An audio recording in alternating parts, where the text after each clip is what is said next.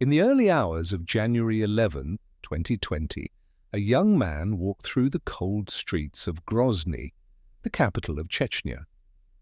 His name was Zelimkhan Murdalov. He was 26 years old. He had a wife. He had family who loved him. And he was walking toward what should have been the safest place in any city, the police station. He never came home. Let that sink in for a moment. A man walks into a police station in broad daylight, in a city center, surrounded by cameras and witnesses, and he simply vanishes, not from a dark alley, not from a remote road, from a government building designed to protect citizens. How does someone disappear from a place meant to ensure their safety?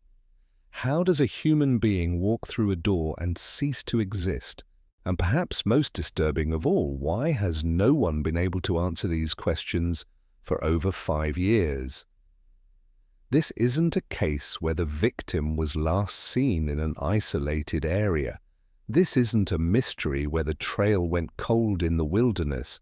This is a case where a man entered a building full of police officers and somehow, somewhere between the front door and whatever happened next, he became a ghost. The questions don't stop there. They multiply, they darken, they twist into something far more sinister than a simple missing person case. Because when the people responsible for finding the missing are the last ones to see them alive, where does an investigation even begin? Who investigates the investigators?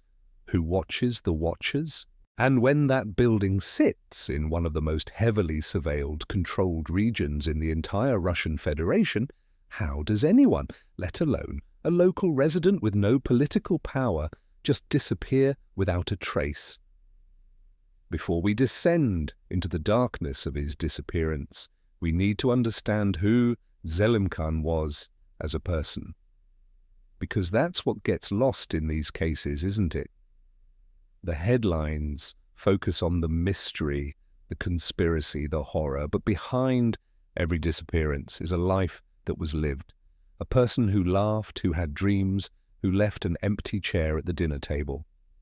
Zelimkhan Murdalov was born in 1993 in Chechnya, a republic that had already seen unimaginable violence. By the time he came into the world, the region was still recovering from the First Chechen War, which had devastated the landscape and left deep scars on every family that lived there.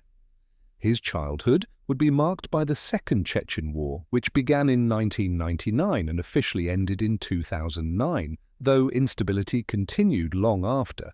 Growing up in a conflict zone shapes you in ways that are hard to articulate if you've never experienced it. Zelimkhan's generation, those born in the early 1990s, were children during some of the most brutal fighting. They saw things no child should see. They learned to live with fear as a constant companion. And they grew up in a society that was simultaneously trying to rebuild and being tightly controlled by a regime that tolerated no dissent. By all accounts, Zelimkhan was a quiet person, not someone who sought out conflict, not a troublemaker. He wasn't an activist. He wasn't involved in politics. He was simply trying to live his life in a place where living your life quietly was often the safest option. He worked. He supported his family. In late 2019, he had gotten married. His wife was young, hopeful about their future together. They were building a life in Grozny, the city that had been rebuilt under the iron fist of Ramzan Kadyrov, the head of the Chechen Republic. On the surface, Grozny looked peaceful. Modern buildings, wide streets. But beneath that surface, there was always an undercurrent of fear. Zelimkhan was close to his family. His mother, Zarema Murdalova, would later become the face of his case, refusing to let his disappearance be forgotten. But in early January 2020, she had no reason to believe that her son was in any danger. He wasn't a dissident. He wasn't a rebel. He was just a young man trying to make a living. Those who knew him described him as respectful, hard-working, and deeply connected to his family. He valued privacy as many people in Chechnya do. He kept his head down. He didn't attract attention. And yet somehow he ended up at the center of a disappearance that would expose the darkest corners of Chechnya's security apparatus. What was going through his mind on the morning of January 11th? Did he know he was in danger? Or did he believe, as so many do, that cooperating with authorities was the right thing to do? That if you've done nothing wrong, you have nothing to fear? If he believed that, he was tragically mistaken. To understand what happened to Zelimkhan, you have to understand where it happened. Chechnya is not like other parts of Russia. It operates under its own rules, its own system of power, its own methods of control. And by 2020, that control was absolute. Ramzan Kadyrov had been the head of the Chechen Republic since 2007. A former rebel fighter turned loyal Putin ally, Kadyrov rebuilt Chechnya with Russian money and ruled it with an iron fist. On the surface, Grozny was unrecognizable from the war-torn city it had been in the early 2000s. New mosques, modern infrastructure, a skyline that looked almost futuristic. But this modernization came at a cost. Dissent was not tolerated. Criticism of Kadyrov or his government could result in disappearance, torture, or death. Human rights organizations had been documenting abuses for years: forced disappearances, extrajudicial killings, persecution of LGBTQ individuals, and widespread use of torture. The security forces in Chechnya didn't operate like police in most countries. They operated like an occupying force. Kadyrov maintained several security units that answered directly to him, not to federal Russian authorities. These units had names that became synonymous with fear: the Terek Special Rapid Response Team, the Chechen OMON, and others. These weren't organizations you called for help. These were organizations you avoided at all costs. By 2020, Grozny was one of the most surveilled cities in Russia. Cameras were everywhere. Facial recognition technology was in use. The government knew where people were at all times. And yet, despite all this surveillance, people still disappeared. Not in the chaos of war, but in the supposed peace that followed. There was a particular phenomenon that had been documented by human rights groups. People would be detained by security forces, sometimes for days or weeks, without any official record of their detention. Families would search desperately for their loved ones, only to be told that no one by that name had been arrested. Sometimes the person would be released, traumatized and often tortured. Sometimes they would never be seen again. This practice had a name in the human rights community: enforced disappearance. And it was endemic in Chechnya. The climate of fear was so pervasive that many people simply accepted it as the price of peace. After 2 wars that had killed tens of thousands and destroyed virtually every building in Grozny, many Chechens were willing to tolerate Kadyrov's authoritarian rule in exchange for stability. But that stability was built on terror. And into this world, Zelimkhan Murdalov walked into a police station on January 11th, 2020. What we know about the days before Zelimkhan disappeared is limited, but what we do know is deeply unsettling. In the first week of January 2020, Zelimkhan received a summons. He was told to report to the police station in Grozny. The reason for the summons wasn't entirely clear to him or his family, but this wasn't unusual in Chechnya. People were often called in for questioning about minor matters, or sometimes for no clear reason at all. Zelimkhan wasn't particularly worried, according to his family. He hadn't done anything wrong, he had no criminal record, he wasn't involved in any political activities. The summons seemed routine, if such a thing could ever be called routine in a place like Chechnya. He told his wife he would go to the station, answer whatever questions they had, and come home. It should have been simple, a few hours at most. He would be home by evening. There's no indication that Zelimkhan tried to avoid the summons or flee. He could have. Some people in Chechnya, when they received such summons, chose to leave the republic entirely, understanding that entering a police station could be dangerous. But Zelimkhan didn't run. He cooperated. In the days before January 11th, he seemed to be living his normal life, going to work, spending time with his wife and family. There were no dramatic changes in his behavior, no signs that he knew he was in imminent danger. He was simply a young man responding to what he believed was a routine request from authorities. His family would later say that he seemed calm, perhaps a little anxious.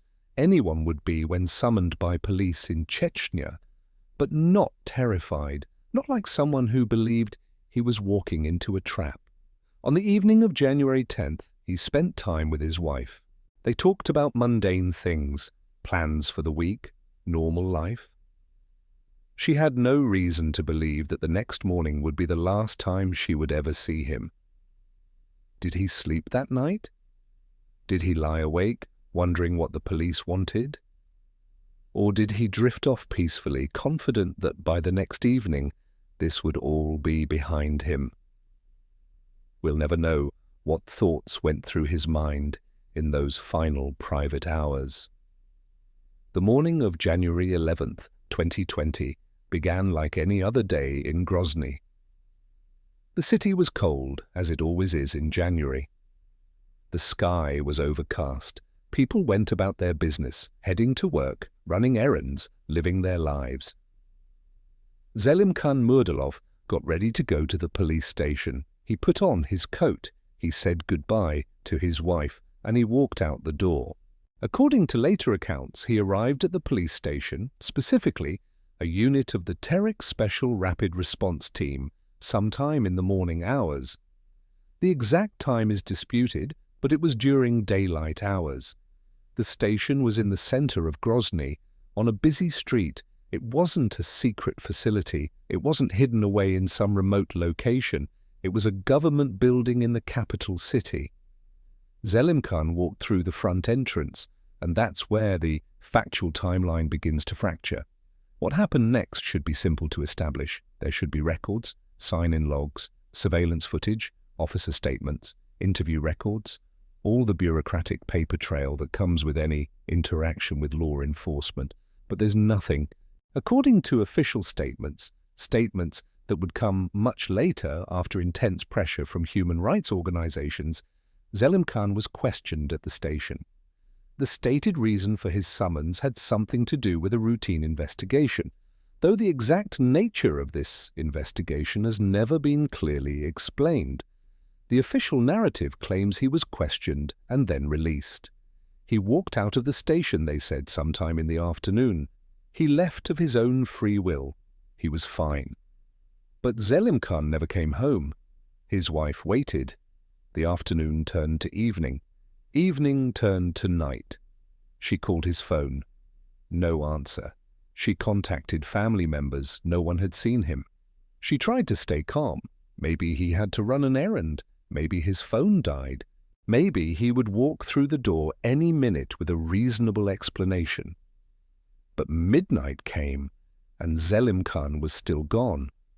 By the next morning, his family was frantic. They began calling the police station, asking if Zelimkhan was there, if he had been detained. They were told no, no one by that name had been brought in. There was no record of him, but they knew he had gone there. He had told them where he was going. Multiple family members confirmed this. He had gone to the police station because he had been summoned. So where was he? There's a moment in every missing person case when concern transforms into something deeper and darker, when the rational explanations start to fall away, when the family realizes that something is terribly, irreversibly wrong. For Zelimkhan's family, that moment came quickly. Within 24 hours of his disappearance, they knew. They knew because they understood the reality of living in Chechnya. They knew because they had heard the stories. They knew because when someone goes to a police station and doesn't come back, there are only a few possibilities, and none of them are good. His mother, Zarema, began what would become a years-long battle to find out what happened to her son. She went to the police station herself demanding answers. She was told there was no record of Zelimkhan.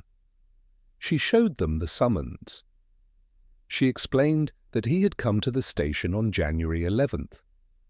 She was met with blank stares and denials.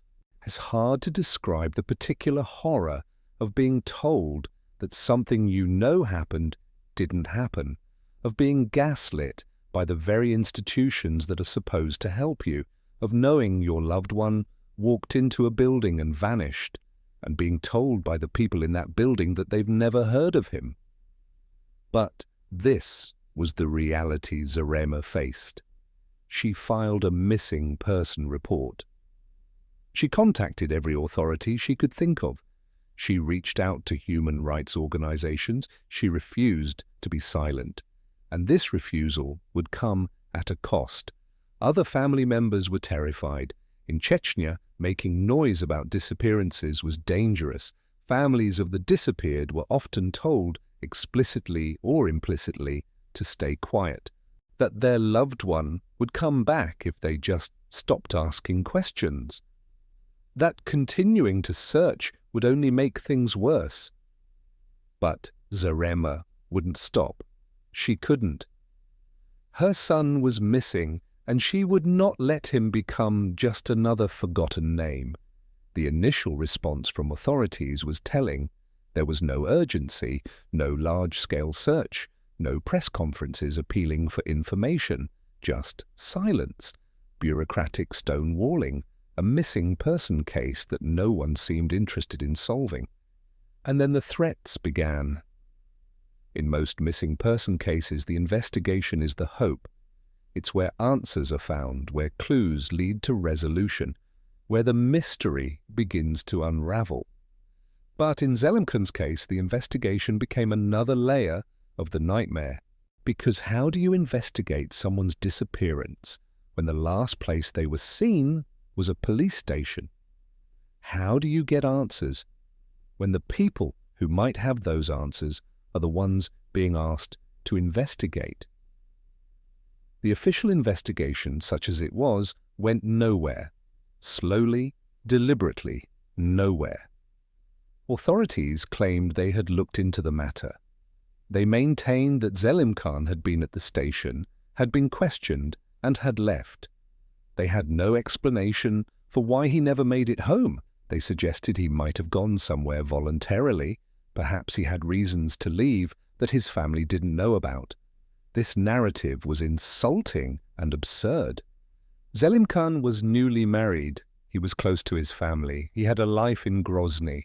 The idea that he would simply vanish voluntarily without a word to anyone was ridiculous, but it was the official story, and they stuck to it. Zarema tried to get access to surveillance footage. Grozny was covered in cameras. Surely there was footage of Zelimkhan leaving the station, walking down the street, going somewhere. But she was told the footage didn't exist, or it had been deleted, or it wasn't available for review. She tried to get the names of the officers who had questioned her son. She was told that information was classified. She tried to get official records of his detention. She was told there were no records. Every avenue led to a brick wall. Human rights organizations began to take notice. Memorial, one of Russia's most prominent human rights groups before it was forcibly shut down by the Russian government in 2021, began documenting the case. They added Zelimkhan to their list of victims of enforced disappearance in Chechnya. The Committee Against Torture, another human rights organization, also became involved. They tried to put pressure on authorities to conduct a real investigation. They filed complaints with various government bodies. They publicized the case internationally. But in Chechnya, international pressure means little when the local authorities have no intention of cooperating. Lawyers who agreed to represent the family faced their own difficulties. Some were threatened, others were denied access to case files. The legal process became another tool of obstruction rather than justice. Months passed, then a year, then 2 years. Zelimkhan remained missing. No body was found, no confession was made, No explanation was given, and his family was left in a state of suspended horror, not knowing if their son and husband was alive or dead, tortured or buried, suffering or at peace. Within Chechnya, the case of Zelimkhan Murdalov was barely mentioned. The local media, which operates under strict control, remained silent. There were no news reports, no public appeals, no coverage whatsoever. This silence was strategic. If the case wasn't discussed, it didn't exist. If people didn't hear about it, they couldn't ask questions. And if no one asked questions, the authorities could continue to maintain their fiction that nothing had happened. But outside of Chechnya, the case began to gain attention. Russian independent media outlets operating from Moscow and other cities started reporting on Zelimkhan's disappearance. These outlets, like Novaya Gazeta and others, had long documented abuses in Chechnya. They had reporters who risked their lives to tell these stories. International human rights organizations published reports. The UN was notified. European Parliament members asked questions. Slowly, the case of a young man who walked into a police station and never came back became a symbol of the broader crisis of enforced disappearances in Chechnya. But public awareness didn't translate into action. The Russian federal government showed no interest in challenging Kadyrov's control over Chechnya. Putin's relationship with Kadyrov was too valuable. Kadyrov kept Chechnya stable by his own brutal methods, and in exchange he was given virtually free rein to run the republic as he saw fit. For Zarema, the media attention was a double-edged sword. On one hand, it kept her son's case alive. It put pressure on authorities. It meant he wouldn't be forgotten. On the other hand, it made her a target. In Chechnya, families of the disappeared who spoke to journalists were often punished. They might lose their jobs. Their other children might face harassment. They might be detained themselves. The message was clear: stay silent or suffer the consequences. But Zarema refused to be intimidated. She gave interviews, she attended protests, she joined other mothers of disappeared sons in demanding answers. She became part of a small but brave group of women who refused to accept the official lies. These women knew the risks. Some of them had been beaten. Some had been threatened with the safety of their other children. Some had been forced to flee Chechnya entirely. But they kept speaking, because what else could they do? Accept that their children were gone and no one would ever be held accountable? Live with the knowledge that they had stopped fighting for justice? For Zarema, silence was not an option. Even if it meant living in fear, even if it meant becoming a target herself. When someone disappears from a police station, the theories about what happened are limited, and they're all disturbing. Theory 1. Extrajudicial detention and death. This is the most widely believed explanation among human rights organizations. The theory is straightforward and horrifying. Zelimkhan was taken into custody, tortured during interrogation, and died as a result. His body was then disposed of to hide the evidence. This theory is supported by established patterns in Chechnya. Numerous documented cases exist of people being detained, tortured, and killed by security forces. The torture is often severe: beatings, electric shocks, suffocation, sexual violence. Sometimes the victims survive and are released, traumatized, but alive. Sometimes they don't survive. If Zelimkhan died during torture, it would explain why authorities are so adamant that he was released. Admitting he died in custody would mean admitting to a crime. It would require an investigation, prosecutions, accountability, none of which the Chechen authorities have any interest in providing. The lack of a body doesn't disprove this theory. Bodies can be buried in remote locations, they can be burned, they can be disposed of in ways that make recovery unlikely. And in a region with vast rural areas and mountains, hiding a body is not difficult. Theory 2. Long-term secret detention. A more hopeful but still terrifying theory is that Zelimkhan is alive but being held in secret detention. This practice, while less common, has been documented in Chechnya. Sometimes people are held for months or even years without trial, without charges, without any official record of their detention. They're kept in unofficial prisons, sometimes in basements of government buildings or private facilities controlled by security forces. Why would someone be held this way? Sometimes it's to extract information. Sometimes it's to punish them or their families. Sometimes it's simply because they can, because the power structure allows it. If Zelimkhan is alive, he would be living in unimaginable conditions, isolated, possibly tortured, completely cut off from the outside world. His family has no way to reach him, no way to send messages or support.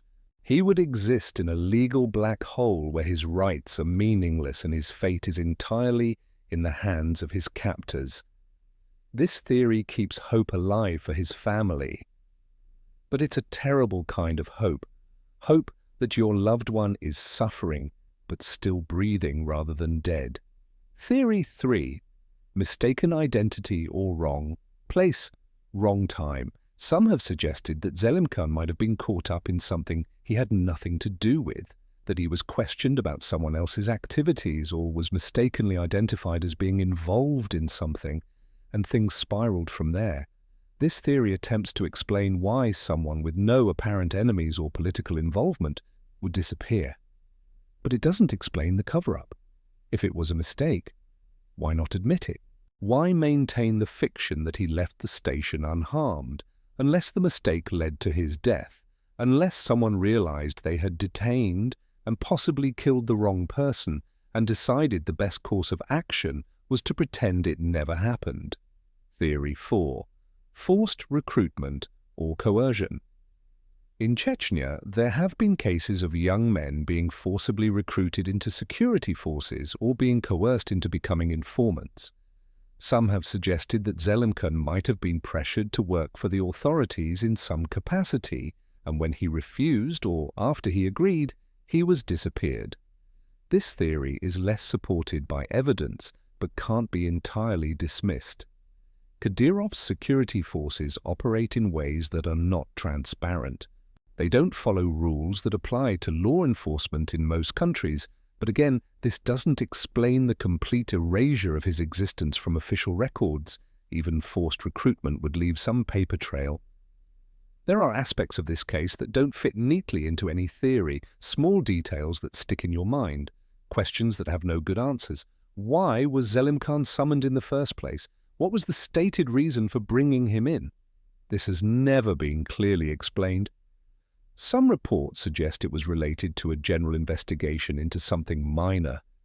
Others suggest there was no real reason at all, that he was brought in arbitrarily. What happened during the hours he was at the station? Official statements claim he was questioned and released. But questioned about what? By whom? For how long? And if he was released, why is there no footage of him leaving? Grozny's surveillance system is extensive. Finding no footage of someone leaving a government building in the city center strains credibility. Why did authorities initially deny he had ever been there? When his family first inquired, they were told there was no record of him. Only later, after pressure mounted, did they admit he had been at the station. Why the initial denial? What were they trying to hide? There's also the matter of his phone. Zelimkhan had a mobile phone with him. When he went to the station, that phone has never been recovered. In the age of cell tower data and phone tracking, the location of that phone could tell us a lot. Where it was when he was at the station, where it went afterward, when it was turned off or destroyed. But authorities claim they can't track it, or won't, or the data doesn't exist. Then there are the witness accounts, or rather, the lack of them. Someone must have seen Zelimkhan at the station, officers who were working that day, other people who might have been there. Yet no one has come forward with any detailed account of what happened. No officer has publicly said, "Yes, I remember him, I saw him leave." This wall of silence is its own kind of evidence. And what about the surveillance footage? Modern police stations have cameras everywhere, inside, outside. Monitoring who comes and goes, Zelimkhan should be on dozens of camera angles, walking in, sitting in a waiting area, being questioned, leaving. But we're told this footage doesn't exist or can't be provided. In a state with one of the most sophisticated surveillance systems in Russia, footage from a police station on a random January day has somehow vanished. Each of these details, taken individually, might have an explanation, but together they form a pattern of evasion, destruction of evidence, and deliberate obstruction. As of early 2025, 5 years after his disappearance, Zelimkhan Murdalov is still missing. No body has been found, no one has been arrested, no real investigation has taken place. The official position of Chechen authorities remains unchanged. Zelimkhan came to the police station, was questioned, and left. What happened to him after that is unknown. They claim to have investigated and found nothing. Case closed as far as they're concerned. But his family has never stopped searching for answers. Zarema continues to fight despite the risks. She has filed numerous complaints with various levels of Russian government. She has worked with international human rights organizations. She has given interviews to foreign media, knowing that each time she speaks, she might face retaliation. In 2021, Memorial, the organization that had been documenting Zelimkhan's case, was forcibly liquidated by the Russian government. This was part of a broader crackdown on civil society in Russia. The organization had been one of the most important voices documenting abuses in Chechnya, and its closure was a devastating blow to families like Zelimkhan's. Other human rights organizations have continued the work, but with increasing difficulty. Russia's invasion of Ukraine in 2022 shifted international attention away from domestic human rights abuses. Cases like Zelimkhan's, which once might have generated significant international pressure, now compete for attention in a media environment dominated by war coverage. Within Chechnya, nothing has changed. Ramzan Kadyrov remains in power, more entrenched than ever. Disappearances continue, torture continues, the climate of fear continues. Zelimkhan's case is not unique, it's just one of many. But that doesn't make it any less tragic. His wife has tried to move forward with her life, but how do you move forward when you don't know if your husband is alive or dead? How do you grieve when there's no body?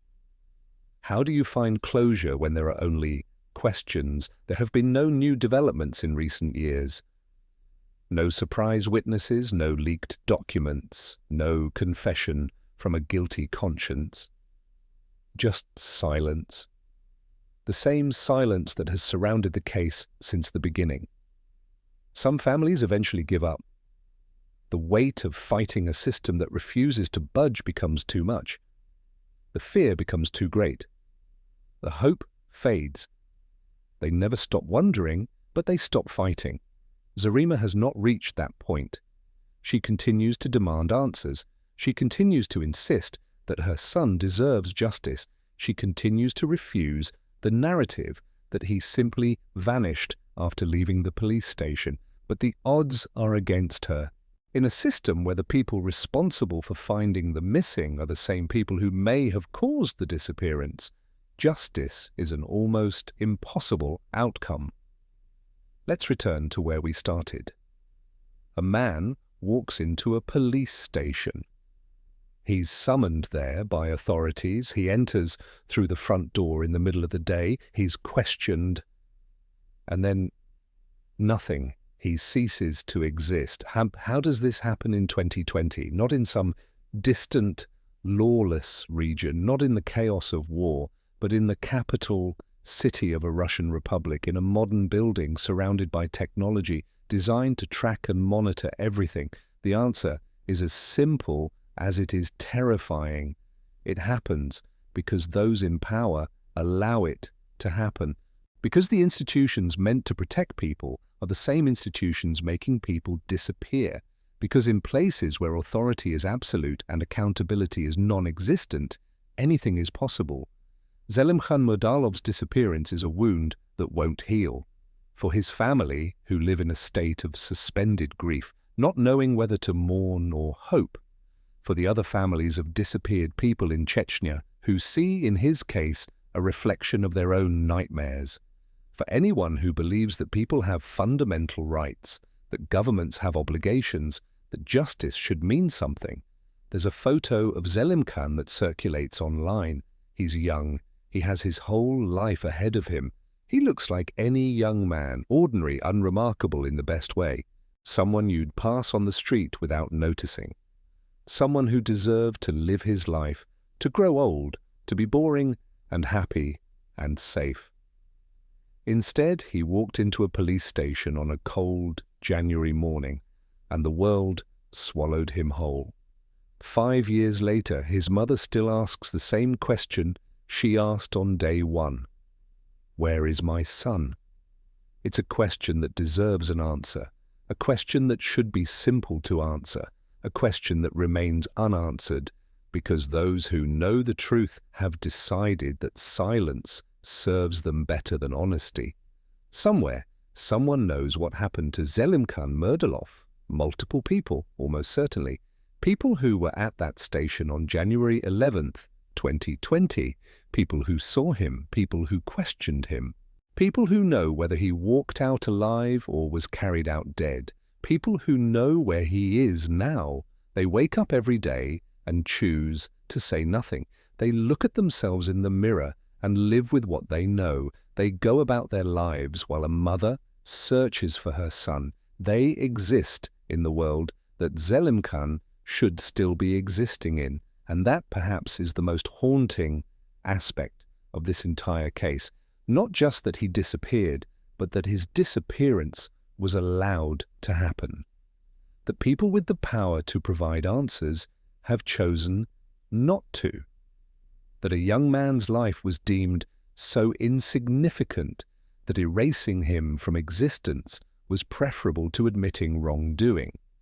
This is what enforced disappearance looks like. Not a mystery to be solved with clever detective work, not a puzzle with clues that lead to resolution, but a deliberate act of erasure carried out by those who fear no consequences, protected by a system that values power over justice. Zelimkhan Murdalov walked into a police station and never came back. That sentence is both the beginning and the end of this story, everything in between, the family's anguish, the blocked investigations, the international condemnation, has changed nothing. He's still missing. The people responsible are still free. And in Chechnya, the possibility that this could happen again to someone else remains as real today as it was on January 11th, 2020. Where is Zelimkhan Murdalov?